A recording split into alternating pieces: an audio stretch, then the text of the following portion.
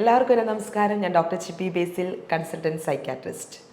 ഇന്ന് ഞാൻ നിങ്ങളുമായി ഡിസ്കസ് ചെയ്യാൻ ആഗ്രഹിക്കുന്നത് സ്ട്രെസ് അഥവാ സമ്മർദ്ദം എന്നതിനെക്കുറിച്ചാണ്.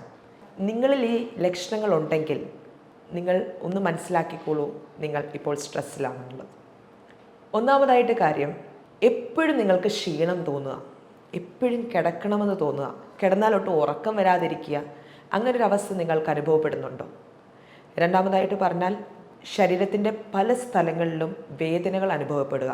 ചില ആൾക്കാർ വന്ന് പറയുന്നുണ്ട്, തലയ്ക്ക് ഭയങ്കര വിങ്ങലാണ്, അല്ലെങ്കിൽ മൾട്ടിപ്പിൾ സൊമാറ്റിക് കംപ്ലയിൻസ് പറയും.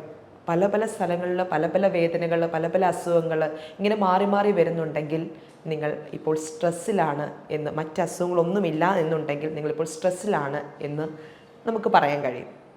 മൂന്നാമതായി പറഞ്ഞാൽ, ചെറിയ കാര്യങ്ങൾക്ക് പോലും പെട്ടെന്ന് ഇറിറ്റേറ്റ് ആവുക. നാലാമതായി പറഞ്ഞാൽ, നിങ്ങളുടെ ഉറക്കം നഷ്ടപ്പെടുക.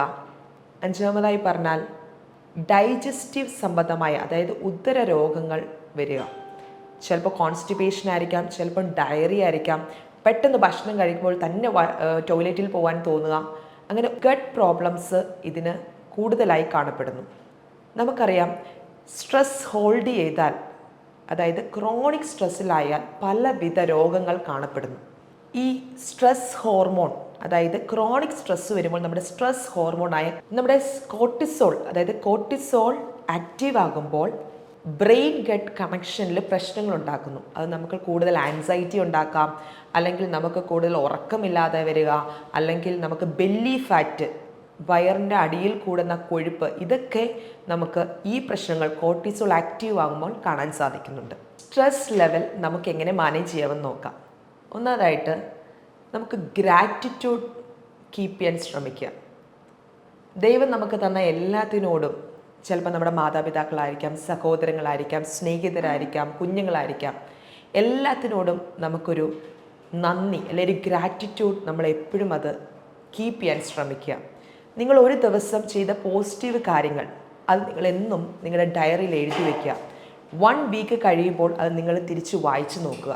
ഇത് വായിക്കുമ്പോൾ തന്നെ നമ്മുടെ കോർട്ടിസോളിൻ്റെ അളവ്, അതായത് ഗ്രാറ്റിറ്റ്യൂഡ് നമ്മൾ പ്രാക്ടീസ് ചെയ്യുമ്പോൾ നമ്മുടെ കോർട്ടിസോളിൻ്റെ അളവ് 23% കുറയുകയും സന്തോഷ ഹോർമോൺസായ, നമുക്ക് ഹാപ്പി ഹോർമോൺസ് തരുന്നതായ സെറട്ടോണിൻ, ഡോപ്പമിൻ്റെ അളവ് കൂടുകയും ചെയ്യുവാൻ സാധിക്കും. രണ്ടാമതായിട്ട്, മെഡിറ്റേഷൻ റെഗുലർലി ഡെയിലി പ്രാക്ടീസ് ചെയ്യുക. മെഡിറ്റേഷൻ പ്രാക്ടീസ് ചെയ്യുമ്പോൾ 80% വരെ ഹാപ്പി ഹോർമോണായ ഡോപ്പമിൻ നമുക്ക് ലഭിക്കുകയും നമ്മൾ കൂടുതൽ യൗവനത്തിൽ നിലനിൽക്കുവാൻ നമുക്ക് സാധിക്കും. അതായത് ഇപ്പോൾ 50 വയസ്സുള്ള ഒരാൾ കഴിഞ്ഞ 25 വർഷമായിട്ട് മെഡിറ്റേഷൻ പ്രാക്ടീസ് ചെയ്യുകയാണെങ്കിൽ ആ 25 വയസ്സുള്ള ആളുടെ ആ ഒരു ബ്രെയിൻ, ആ ഒരു അഡാപ്റ്റീവ് ഫങ്ഷനിലേക്ക് അയാൾക്ക് മാറാൻ സാധിക്കും.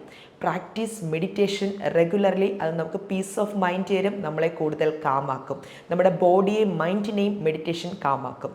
അതുപോലെ തന്നെ കോർട്ടിസോളിൻ്റെ ലെവൽ അവിടെയും കുറയ്ക്കുവാൻ സാധിക്കും.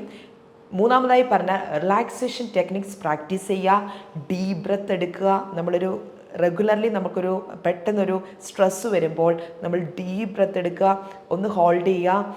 അതുപോലെ തന്നെ നമ്മൾ എക്സ്ഹേൽ ചെയ്യുക, ലോങ് ആയിട്ട് എക്സ്ഹേൽ ചെയ്യും. അതായത് ശ്വാസം തിരിച്ച് വിടുന്ന സമയത്ത്, കുറച്ച് സമയത്ത് ഒരു ലോങ് ആയിട്ട് നമ്മളത് ചെയ്യുകയാണെങ്കിൽ, പതുക്കെ എടുത്ത് വിടുകയാണെങ്കിൽ നമുക്ക് ആ സമയത്ത് നമ്മുടെ ഹാർട്ടിലേക്കുള്ള ബ്ലഡ് സപ്ലൈ കൂടുകയും ഹാർട്ട് റേറ്റ് കുറയ്ക്കുകയും ചെയ്യും.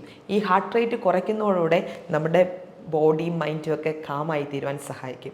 ഈ 3 കാര്യങ്ങൾ, ഗ്രാറ്റിറ്റ്യൂഡ് കീപ്പ് ചെയ്യുക, ഗ്രാറ്റിറ്റ്യൂഡ്, അതുപോലെ തന്നെ മെഡിറ്റേഷൻ റെഗുലർലി പ്രാക്ടീസ് ചെയ്യുക, അതുപോലെ തന്നെ റിലാക്സേഷൻ ടെക്നിക്സ് പ്രാക്ടീസ് ചെയ്യുക. ഇത് നിങ്ങൾ സിമ്പിളായിട്ട് ചെയ്യുകയാണെങ്കിൽ, ഇത് നിങ്ങൾ ഡെയിലി നിങ്ങൾക്കൊരു സ്ട്രെസ് വരുമ്പോൾ നിങ്ങളത് പ്രാക്ടീസ് ചെയ്യുകയാണെങ്കിൽ ഒരു സ്ട്രെസ് ഫ്രീ ആയിട്ടുള്ള ലൈഫ് നിങ്ങൾക്ക് നയിക്കാൻ കഴിയും. എന്നാൽ സ്ട്രെസ്സ് അധികമായി നിങ്ങളിൽ അനുഭവപ്പെടുകയാണെങ്കിൽ, ഇതിലൊന്നും കൺട്രോൾ ചെയ്യാൻ നിങ്ങൾക്ക് കഴിയുന്നില്ല എന്നുണ്ടെങ്കിൽ നിങ്ങളൊരു സൈക്കോളജിസ്റ്റിനെയോ സൈക്കാട്രിസ്റ്റിനെയോ കാണണം. Thank you. നന്ദി, നമസ്കാരം.